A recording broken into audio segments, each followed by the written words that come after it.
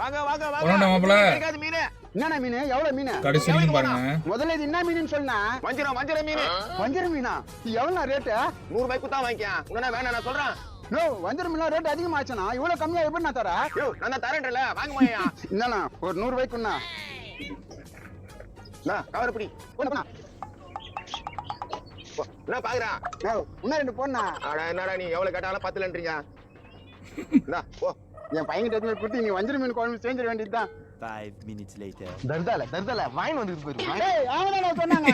என்னப்பா மீன் வேணுமா? யோ நான் மீன் குத்த அமைச்சுக்கிறா இது வஞ்சிர மீனா? ஆமாப்பா இது வஞ்சிர மீன் தான். யோ கிழிச்ச மீனை குத்துட்டு வஞ்சிர மீன்ன்றியா? இது என்னது இது? மீன் யார் மீன் இது? பூ மீன். யா மீன் தானே? அதான் வஞ்சிர மீன் சொன்னா. யோ சுத்தமா புரியலையா?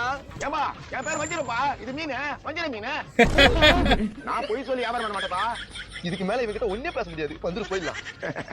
இதான் பிசினஸ் ட்ரிக்ஸ்.